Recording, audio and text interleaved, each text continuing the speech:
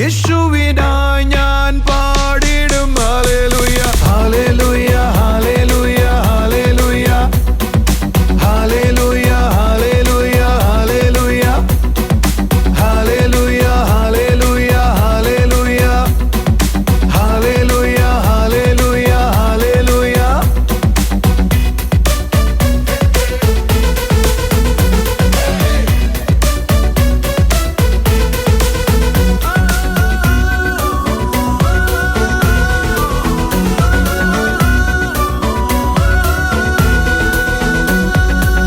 ക്രിസ്തുവിൻ കഷ്ടങ്ങളിൽ ഞാൻ പാടും ഹല്ലേലൂയ.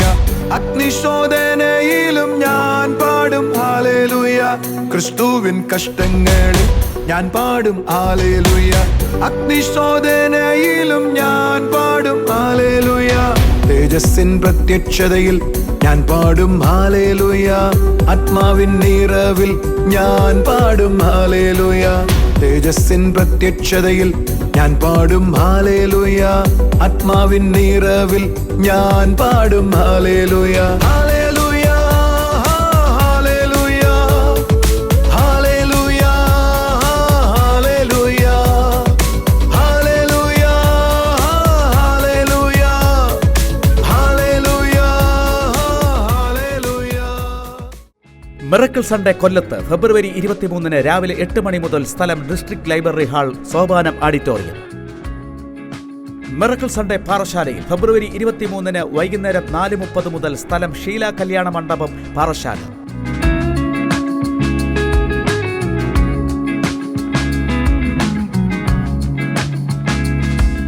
കർത്താവിൻ്റെ വന്യനാമം മഹത്വപ്പെടുമാറാകട്ടെ. അനുഗ്രഹിക്കപ്പെട്ട ഈ സമയത്തിനായി നമുക്ക് ദൈവത്തെ സ്തുതിക്കാം.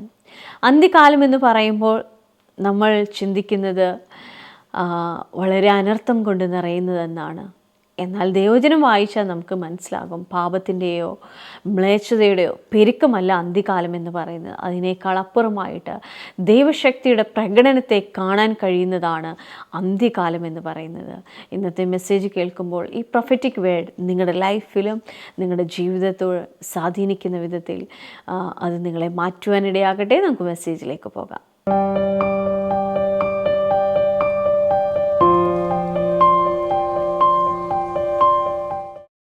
വിശ്വാസിയുടെ തോളിൽ ഒരു അടി കൊടുക്കുക. എന്നിട്ട് പറ, പ്രശ്നങ്ങൾ കണ്ടിട്ടാണ് പലപ്പോഴും ഒരടി വേദനിക്കുന്ന രീതി കൊടുക്കുക. ഒരടി കൊടുക്കുക. എന്നിട്ട് പറ, പ്രശ്നങ്ങൾ കണ്ടിട്ടാണ് ലോകം അവസാനിക്കാൻ പോകുന്നതെന്ന് നിങ്ങൾ പറയുന്നേ. അത് കണ്ടിട്ട് പറയരുത്. പ്രശ്നങ്ങൾ കണ്ടിട്ട് പറയുവാണെങ്കിൽ ഇത് ലോകം അവസാനമായിട്ടില്ലെന്ന് പറയണം. പകരം പറയേണ്ടത്, പ്രശ്നങ്ങൾക്കപ്പുറത്ത് അതിന് മറികടക്കുന്നൊരു ദൈവശക്തി വ്യാപരിക്കാൻ തുടങ്ങുമ്പോൾ പറഞ്ഞോണം, അവസാനിക്കുകയാണ്. തലേകറിയില്ല. ഞാൻ നിങ്ങളോട് ചോദിക്കട്ടെ, നിങ്ങൾ എപ്പോഴും അവസാനിക്കുന്നെന്ന് പറയുന്നേ? പ്രശ്നങ്ങൾ, അഴുക്ക് കണ്ടോ? ദാനിയേലിന്റെ പുസ്തകത്തിലെ വാക്യങ്ങൾ നമുക്ക് അറിയാവുന്നത്. ഇത് മ്ലേച്ഛത വിശുദ്ധ സ്ഥലത്ത് നിൽക്കുമ്പോൾ അന്ത്യകാലമെന്ന് അറിഞ്ഞുകൊള്ളുവിൻ, ഇത് നമ്മുടെ തലയിലുണ്ട് എന്ന് പറഞ്ഞ സകല മ്ലേച്ഛതയും എഴുന്നേറ്റ് വരുമ്പോൾ ഇത് അവസാനിക്കുന്ന കാലഘട്ടമാണ്. ഞാൻ വിശ്വസിക്കുന്നത് സകല മ്ലേച്ഛതയും ഉയർന്നു വരുമ്പോഴല്ല ലോകത്തിന്റെ അവസാനം വരാൻ പോകുന്നത്. സകല ശക്തിയും കൊണ്ട് സ്വർഗം, സഭ എഴുന്നേൽക്കുമ്പോഴാ യേശുവിന്റെ രാജ്യം വരുന്നത്. അടുത്തിരിക്കുന്ന ഒരു നല്ല തല്ലു കൊടുത്തിട്ട് പറ, ഏതാ വിശ്വസിക്കുന്നേ? ഏതാ വിശ്വസിക്കുന്നേ? ഹല്ലേലൂയ. ഇത് ലോകത്തിന്റെ അവസാനം. ഏത് കണ്ടിട്ടാ നീ ഡിസിഷൻ എടുത്തത്? എന്തായിരുന്നു നിന്റെ ഡിസിഷന്റെ രഹസ്യം? നീ ഈ ഡിസിഷൻ പറഞ്ഞത് ഏത് കണ്ടിട്ടാണ്? നീ കണ്ടത് ലോകത്തെ കണ്ടിട്ടാണെങ്കിൽ no, that's not a right thing. നീ കാണാൻ പോകുന്നത് വരാൻ പോകുന്നു. ഇതുവരെ കണ്ടിട്ടില്ലാത്തത് വരാൻ പോകുന്നു. സ്വർഗം വാഴുന്നത് വരാൻ പോകുന്നു. അവൻ വാഴുന്നത് വരാൻ പോകുന്നു. ഹല്ലേലൂയ. ദൈവമായി നടക്കുന്ന ഒരു ഗ്രൂപ്പിനെ ദൈവം ഉയർത്തുന്നു. അവർ ദൈവത്തോടൊപ്പം നടക്കുന്നത് ലോകത്തിലെ ആളുകൾ കണ്ടിട്ട് പറയും, ദിസ് ഈസ് സംതിങ് ന്യൂ. ഇത് അവസാന കാലഘട്ടമാണ്. അടുത്തിരിക്കുന്നവരോട് പറ, അയ്യോ പാപത്തിന്റെ ശക്തിയുടെ പെരുക്കമോ അല്ല ലോക അവസാനം. സാധാരണമായിട്ട് ഇന്നലെ അവിടെ മരിച്ചയാൾ എഴുന്നേറ്റു, മിനിഞ്ഞാന്ന് അവിടെ മരിച്ചയാൾ എഴുന്നേറ്റു, ഇന്നലെ ജന്മനായ മുടന്തൻ എഴുന്നേറ്റ് നടന്നു. സ്ട്രീറ്റുകളിൽ ഉണർവ് വരും, തെരുവുകളിൽ ഉണർവ് വരും.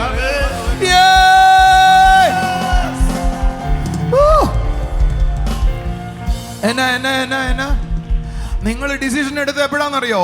അയ്യോ, മത തീവ്രവാദികൾ എഴുന്നേൽക്കുന്നു, ക്രിസ്തീയ വിശ്വാസികളെ ഉപദ്രവിക്കുന്നു. അയ്യോ അയ്യോ, ആ പാപത്തിൽ യൗവനക്കാർ വീഴുന്നു, മോശത്തിൽ ജീവിക്കുന്ന ആളുകൾ എഴുന്നേൽക്കുന്നു. വെയിറ്റ്, ഇത് അവസാനമാണ്. അല്ല, അവസാനത്തെ ലക്ഷണം അവിടെ ഒരാൾ മരിച്ചു എഴുന്നേറ്റു കേട്ടോ. ആ വിശ്വാസി പ്രാർത്ഥിച്ചപ്പോ അയാളും എഴുന്നേറ്റു. 4 ദിവസമായി ശവശരീരം എഴുന്നേറ്റു. അയ്യോ, എന്താ നടക്കുന്നത്? അത് അവസാന കാലഘട്ടം. അതല്ല അവസാനം, ഇതാണ് അവസാന കാലഘട്ടം.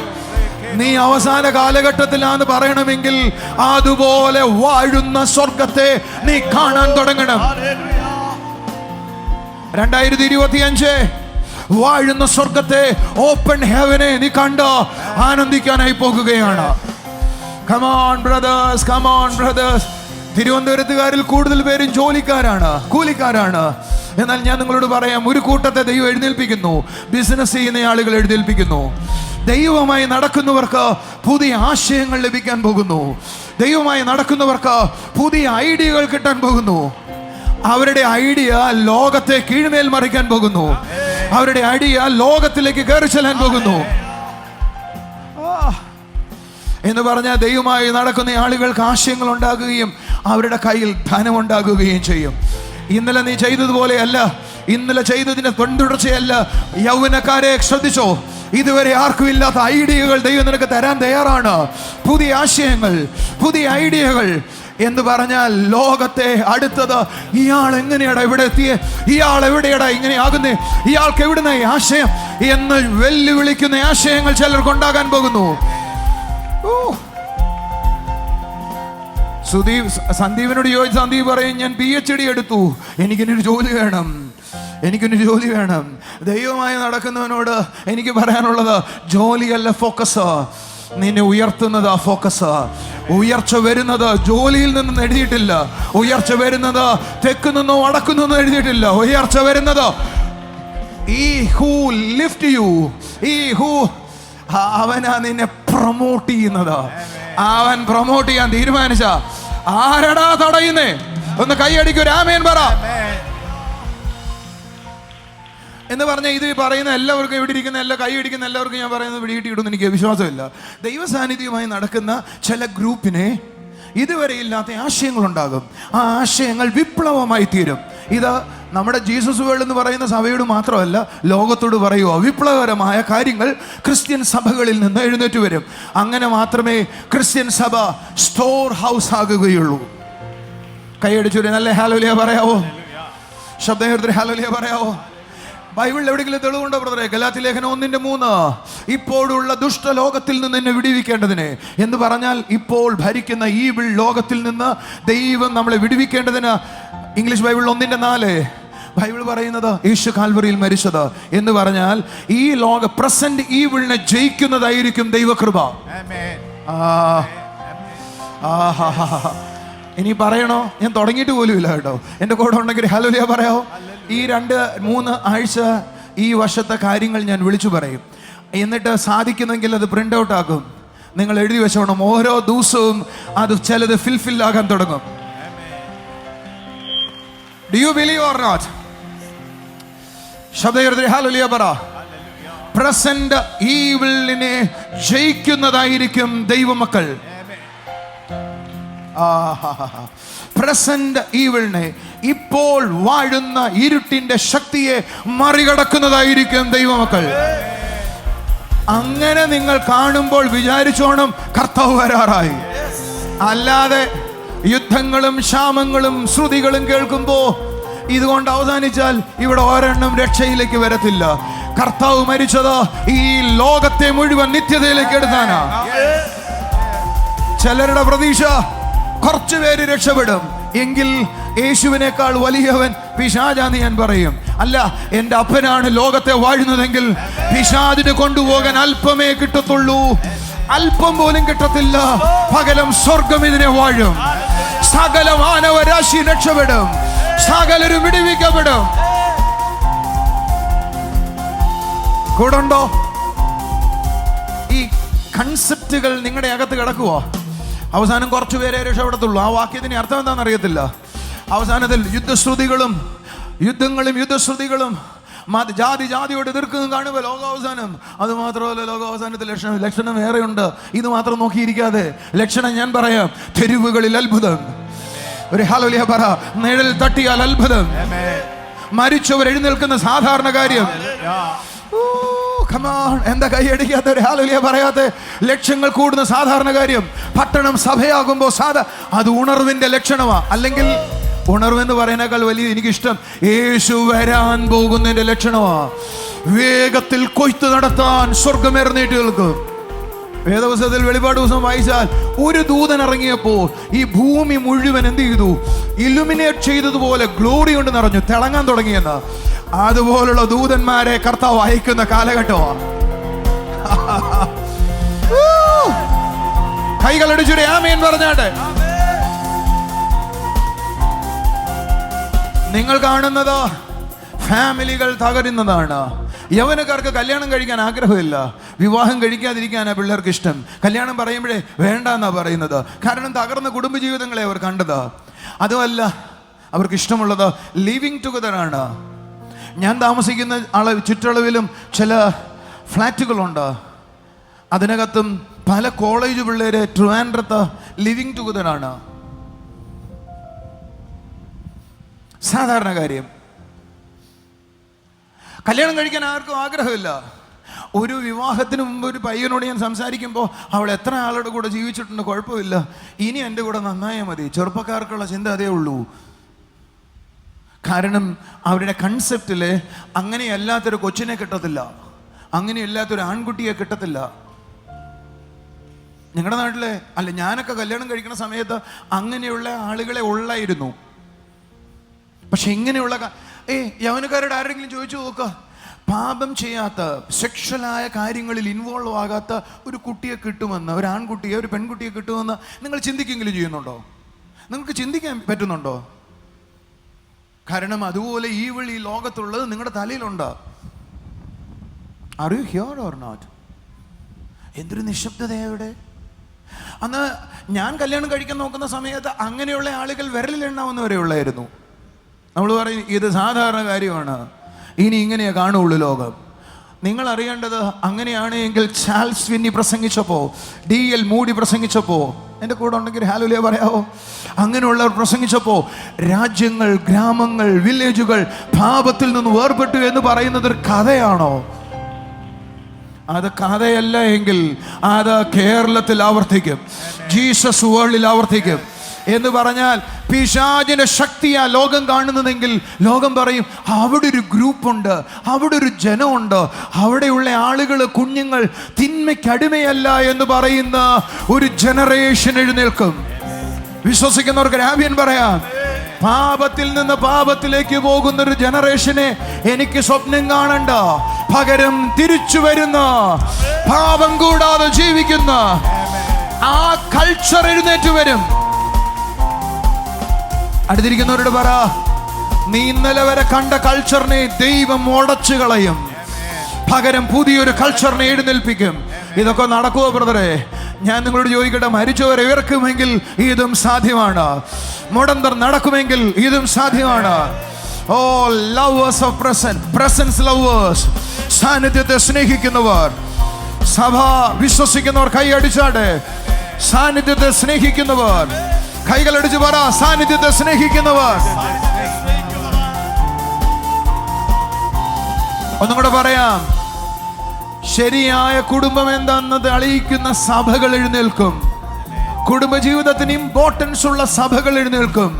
വിശുദ്ധിക്ക് ഇമ്പോർട്ടൻസ് ഉള്ള സഭകൾ എഴുന്നേൽക്കും. Season is coming. കൈയടിച്ചൊരു ആമേൻ പറഞ്ഞാട്ടെ. കഴിഞ്ഞ ആഴ്ച ഞാൻ പറഞ്ഞു തുടങ്ങിയത് ലൂക്കോസ് 10:38. മാർത്ത എന്നൊരു സ്ത്രീ ദൈവ സാന്നിധ്യത്തെ വീട്ടിൽ കൈക്കൊണ്ടു. പക്ഷേ ആ സാന്നിധ്യത്തെ കൈക്കൊണ്ട ആൾക്ക് കൈക്കൊണ്ട സാന്നിധ്യത്തിന്റെ വലിപ്പമറിയില്ലായിരുന്നു. വലിപ്പമറിയുന്ന വേറൊരാൾ ആ വീട്ടിലുണ്ടായിരുന്നു. അവളുടെ പേര് മറിയ എന്നായിരുന്നു. അവൾ ആ സാന്നിധ്യത്തോടൊപ്പം ഇരുന്ന് വേർഡിനെ കേട്ടു. അവൾക്ക് ഒരു കാര്യം മനസ്സിലായി. One thing is necessary. ഒരു കാര്യം മാത്രമാണ് ആവശ്യമുള്ളത്, സാന്നിധ്യവും അവൻ്റെ വചനവും. സാന്നിധ്യവും അവൻ്റെ നിങ്ങളെന്താ കൈയടിക്കാത്തൊരു ആമേൻ പറയാത്തെ? മാർത്തയോട് ചോദിച്ചാൽ മാർത്ത പറയും, ഞാൻ കൊഴിഞ്ഞു, അതും കൂടെ ചെയ്തില്ലെങ്കിൽ എങ്ങനെ ഒക്കുന്നേ, ഇതും കൂടെ ചെയ്തില്ലെങ്കിൽ എങ്ങനെ ഒക്കുന്നേ. വചനവും സാന്നിധ്യവും വചനവുമായിട്ടിരുന്ന എല്ലാ കാര്യവും നടക്കുവോ? പിള്ളേരുടെ വീട്ടിലെ പിള്ളേർക്ക് ആഹാരം കൊടുക്കാൻ നടക്കുവോ? ചിന്ത അവരെ ഭരിച്ചപ്പോൾ അവൾ ഓടാൻ തുടങ്ങി. എന്നാൽ മറിയ അവൻ്റെ കൂടെ ഇരുന്നു. എൻ്റെ കൂടെ ഉണ്ടെങ്കിൽ ഒരു ഹല്ലേലൂയ പറ. സാന്നിധ്യത്തിൽ ഇരുന്നാൽ എന്ത് ലഭിക്കുമെന്നും സാന്നിധ്യത്തോടൊപ്പം നടന്നാൽ എന്ത് തൻ്റെ ജീവിതത്തിലേക്ക് വരുമെന്നും തിരിച്ചറിയുന്ന ഒരു ജനറേഷൻ എഴുന്നേൽക്കും. ചിലർ ആ സാന്നിധ്യവുമായി ചില വീടുകളിലേക്ക് ചെല്ലും, ചില സാന്നിധ്യവുമായി ഓഫീസിലേക്ക് ചെല്ലും. ഓഫീസ് മുഴുവൻ രൂപാന്തരപ്പെടും, പട്ടണങ്ങൾ രൂപാന്തരപ്പെടും, വീടുകൾ. കൂടെ ഉണ്ടെങ്കിൽ കൈയടിച്ചൊരു ആമേൻ പറ. ബ്രദറെ, എനിക്ക് ഈ ഓഫീസിൽ നിന്നൊരു മാറ്റം വരണേ. എന്തിനാ? അയ്യോ, അവിടെ ഉള്ള എല്ലാം പ്രശ്നമാ. എന്നാൽ തിരിച്ച് നീ ആ സാന്നിധ്യമായി ഒരു സുനാമി പോലെ നിന്റെ ഓഫീസിനെ ഒഴുങ്ങിക്കളയും. നിനക്കും അതിന് പറ്റും, നിനക്കതിന് സാധ്യമാണ്. കൂടെ ഉണ്ടെങ്കിൽ കൈയടിച്ചൊരു ആമേൻ പറ.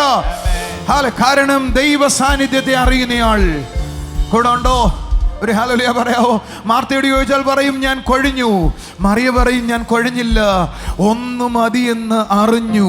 അടുത്തിരിക്കുന്നവരോട് പറഞ്ഞേ, മാർത്ത കൊഴിഞ്ഞപ്പോ ഒന്ന് മതി എന്ന് വേറൊരാൾ അറിഞ്ഞു.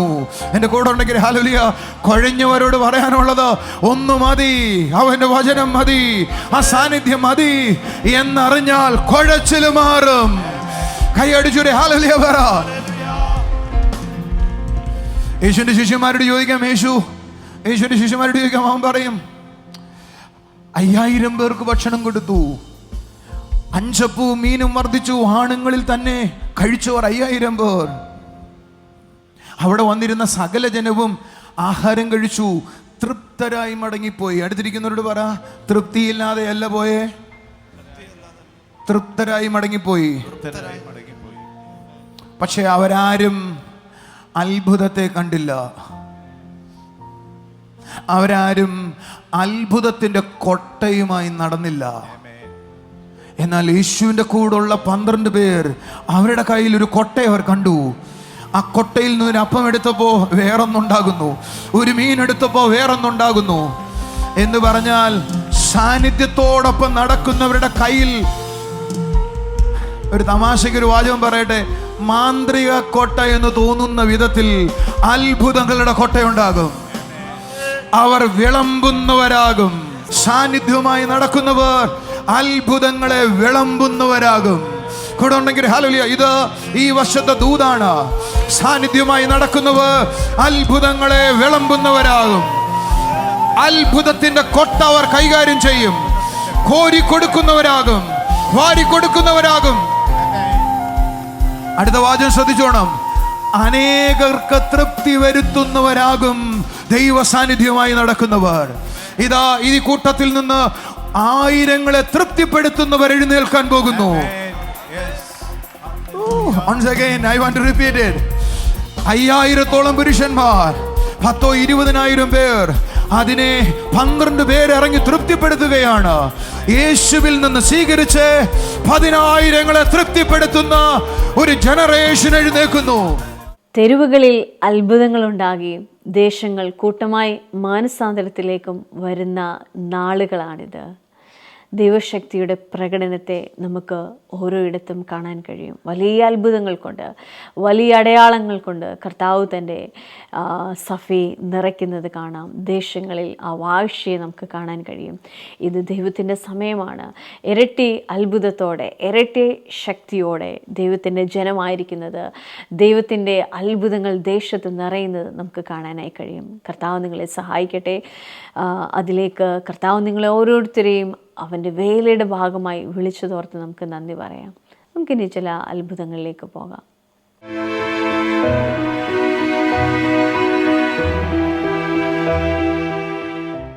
ബ്രദറെ, ഈ മോളുടെ പേര് ശ്രുതി, പിറവന്തൂരിൽ നിന്നാണ് വരുന്നത്.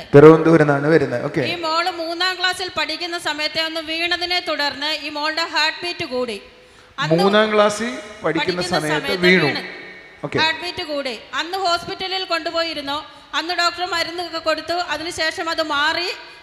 താൽക്കാലികമായ ഒരു മാറ്റമായിരുന്നു. അതിനുശേഷം സിസ്റ്റർ പറയുന്നത് പനിയും മറ്റ് ടെൻഷനും ഒക്കെ വരുമ്പോൾ പെട്ടെന്ന് അങ്ങനെ ഒരു പ്രയാസം ഉണ്ടാവുകയായിരുന്നു. എന്നാൽ കഴിഞ്ഞ മിറക്കിൾ സൺഡേയിൽ ഇവിടെ വന്നപ്പോൾ ബ്രദർ അങ്ങോട്ട് പറഞ്ഞു, മോൾക്ക് ഇങ്ങനെ ഹാർട്ടിനൊരു പ്രയാസമുണ്ട്, എന്നാൽ ഇന്ന് ദൈവം നിന്നെ സൗഖ്യമാക്കുമെന്ന് പറഞ്ഞു. അതിനുശേഷം മോള് പറയുന്നത് ഇന്ന് വരെ അങ്ങനെ ഒരു പ്രയാസം ഉണ്ടായിട്ടില്ലെന്നാണ് പറയുന്നത്. ഞാൻ ഈ മോളോട് അന്ന് ഹാർട്ടിന് പ്രോബ്ലം ഉണ്ടെന്ന് അങ്ങോട്ട് പറഞ്ഞു. അതിനുശേഷം മോളുടെ ഹാർട്ട് നോർമലാണ്. നോർമലാ. മറ്റേ എന്തുവായിരുന്നു മോൾക്ക് ഉണ്ടായിക്കൊണ്ടിരുന്നത്? എന്തുവായിരുന്നു അത്? 3ാം ക്ലാസ്സിൽ മുതലുണ്ട്. അതേ ഇപ്പം എത്ര വയസ്സുണ്ട് മോൾക്ക് എന്ന് പറഞ്ഞ് 3ാം ക്ലാസ്സിൽ പഠിക്കുന്ന സമയത്ത് ഈ മോള് വീണപ്പോഴാണ് ഇവർക്ക് ഹാർട്ടിൻ്റെ കംപ്ലൈൻറ്റ് മനസ്സിലായേ. ഇപ്പോൾ ഇവൾക്ക് 23 വയസ്സുണ്ട്. കഴിഞ്ഞ മാസം ഇവിടെ വരുന്നത് വരെ ഇവൾക്ക് ഈ കംപ്ലൈൻ്റ് ഉണ്ട്. ഇപ്പോൾ ഇവൾക്ക് ആ കംപ്ലൈൻറ്റ് ഇല്ലെന്നാ പറയുന്നത്. ഒന്ന് ചുണയായിട്ട് കൈയടിക്കാൻ ഒരു ആമേൻ പറയാം. Thank you very much. കർത്താവ് ചെയ്ത അത്ഭുതത്തിന് നന്ദി.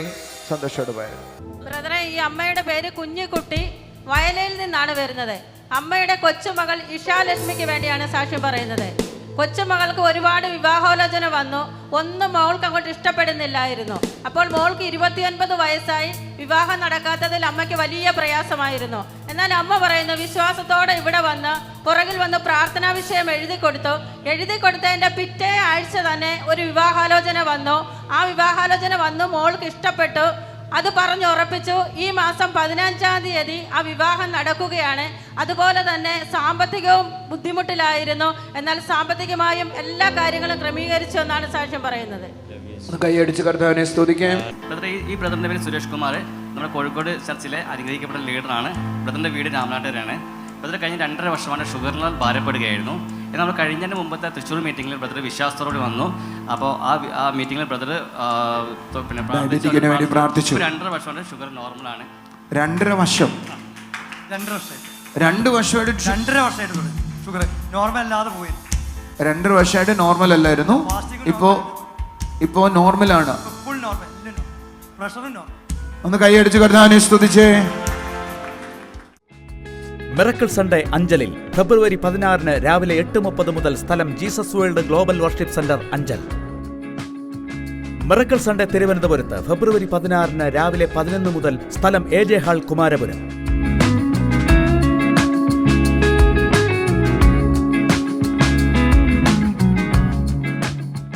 ദൈവസാന്നിധ്യവുമായി നടക്കുന്നവർ അത്ഭുതങ്ങൾ വിളമ്പുന്നവരാകും. നിങ്ങളുടെ കൈകൾ അത്ഭുതങ്ങൾ വിളമ്പുന്നതാണ്. നിങ്ങളുടെ അടുക്കൽ വരുന്ന രോഗികൾ സൗഖ്യമാകും. നിങ്ങളോട് സംസാരിക്കുന്നവർ സമാധാനം അനുഭവിക്കും. നിങ്ങളോട് ഇടപഴകുന്നവർ ദൈവസാന്നിധ്യത്തെ ഏറെ അനുഭവിക്കാനിടയാകും. അത്ഭുതങ്ങളിൽ നടക്കുവാനിടയാകും. ഇരട്ടി അത്ഭുതങ്ങളിലും മാന്യതയിലും ആ സാന്നിധ്യത്തെ അല്ലെങ്കിൽ ആ അത്ഭുതങ്ങളെ വിളമ്പുന്നവരായ കർത്താവ് നിങ്ങളെ ഓരോരുത്തരെയും വിളിച്ചിരിക്കാൻ നന്ദി പറയാം. എന്നെ കാണുന്ന കുടുംബങ്ങളിൽ, വീടുകളിൽ അത്ഭുതം വിളമ്പട്ടെ. അപ്പാ, ദൈവത്തിൻ്റെ പ്രവൃത്തി നിങ്ങളുടെ വീടുകളിൽ ചെയ്യട്ടെ. നിങ്ങളുടെ വീടുകളിൽ ആരംഭിക്കട്ടെ. അത് തെരുവുകളിലേക്ക് പടരട്ടെ. കർത്താവ് നിങ്ങളുടെ കൈകളെ ഉപയോഗിക്കുന്നവർക്ക് നമുക്ക് ദൈവത്തെ സ്തുതിക്കാം. നമുക്കൊരു നിമിഷം കണ്ണുകളെ അടയ്ക്കാം. പ്രത്യേകിച്ച് രോഗികളായിരിക്കുന്നവർ രോഗമുള്ള ഭാഗത്തേക്ക് കൈകൾ വെച്ചാട്ടെ. വിശ്വാസത്തിന് അത്ഭുതത്തെ കൊണ്ടുവരുവാൻ കഴിയും. കർത്താവ് വീട്ടിൽ വാഴുന്നുവെങ്കിൽ വേറൊരു വാഴ്ചയ്ക്ക് നമ്മുടെ വീട്ടിൽ സ്ഥാനമില്ല.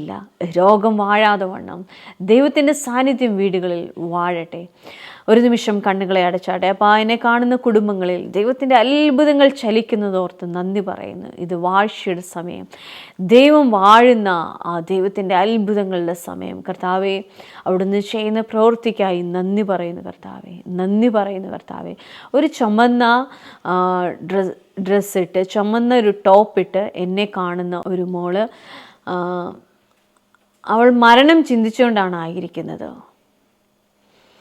ദൈവശക്തിയോ ദൈവസ്നേഹത്തെയോ അറിയത്തില്ല. ആരോ ഇട്ടിരിക്കുന്ന ഈ മെസ്സേജ് കേൾക്കുന്നുണ്ട്. ഇതിന് ഒരു വിശ്വാസവുമില്ല. പക്ഷേ തൻ്റെ ഹൃദയത്തിൽ ചിന്തിക്കുന്നത് തൻ്റെ മരണമാണ്. ഹൃദയത്തിൽ ചിന്തിക്കുന്നത് ഏത് വിധത്തിലെന്നതാണ് ചിന്തിക്കുന്നത്. എന്നാൽ ആ വ്യക്തിയോട് കർത്താവ് പറയുകയാണ്, ദുഷ്ടൻ്റെ വാഴ്ചയുടെ കാലം കഴിഞ്ഞു. ദൈവമക്കൾ വാഴാൻ പോവുകയാണ്. പാവം പെരുകുന്നിടത്ത് കൃപ ഏറ്റവും വർദ്ധിക്കുമെന്ന് ദൈവത്തിൻ്റെ വചനം പറയുന്നു. കർത്താവിനോടൊപ്പം ആയിരിക്കുന്നവർ വലിയ സന്തോഷത്തിലേക്ക് വരുന്ന ദിവസങ്ങളാണ്. മോളെ കർത്താവ് തൊടുന്നത് കാണാം. തൻ്റെ ജീവിതത്തിലായിരുന്ന തകർച്ചയിൽ നിന്ന്, നിരാശയുടെ അനുഭവങ്ങളിൽ നിന്നും കർത്താവ് വിടുവിക്കുന്നത് കാണാം. ഭയപ്പെടുന്നത് തൻ്റെ ലൈഫിനെ തൊടാതെ വണ്ണം കർത്താവ് കരുതുന്നത് കാണാം. യേശുവേ, നിൻ്റെ കൃപയ്ക്കായി നന്ദി പറയുന്ന അപ്പാ, അത്ഭുതത്തിനായി നന്ദി പറയുന്ന കർത്താവേ, അത്ഭുതത്തിനായി നന്ദി പറയുന്ന കർത്താവേ. Hallelujah. Thank you Jesus, thank you Jesus, thank you Jesus. ദൈവത്തിൻ്റെ കൃപയ്ക്കായി സ്തോത്രം. എനിക്കൊരു വീട് കാണാം. ആ വീട്ടിൽ നിൽക്കുന്ന ഒരു വലിയൊരു പ്ലാവ് കാണാം. അതിനോട് ബന്ധിക്കപ്പെട്ട് ചില വിഷയങ്ങൾ ആ വീട്ടിലുണ്ട്. ആ കുടുംബത്തെ കർത്താവ് തൊടുന്നത് കാണാം. ദൈവത്തിൻ്റെ പ്രവൃത്തിക്കായി നന്ദി പറയുന്നു. ദൈവത്തിൻ്റെ കൃപയ്ക്കായി നന്ദി പറയുന്നു. എന്നെ കാണുന്ന കുടുംബങ്ങളിൽ കർത്താവ്, ഇവർ പ്രാർത്ഥിക്കുന്ന വിഷയം, കർത്താവെ, ഇവരുടെ ലൈഫിലായിരിക്കുന്ന അസമാധാനം യേശുവിൻ്റെ നാമത്തിൽ നീങ്ങിപ്പോകട്ടെ അപ്പാ. സൗഖ്യമുണ്ടാകട്ടെ അപ്പാ. ഇവർ പ്രാർത്ഥിക്കുന്ന വിഷയത്തിന്മേൽ ഉത്തരമരുളുന്ന കൃപയ്ക്കായി സ്തോത്രം. സ്വർഗീയ പിതാവേ, അവിടുന്ന് ഞങ്ങളുടെ പ്രാർത്ഥന കേട്ടതിനായി നന്ദി പറയുന്നു. യേശുവിൻ്റെ നാമത്തിൽ തന്നെ ആമേൻ. കർത്താവിൻ്റെ ചിറകിൻ കീഴിൽ നമുക്ക് ഓരോരുത്തർക്കുമായിരിക്കാം. God bless you.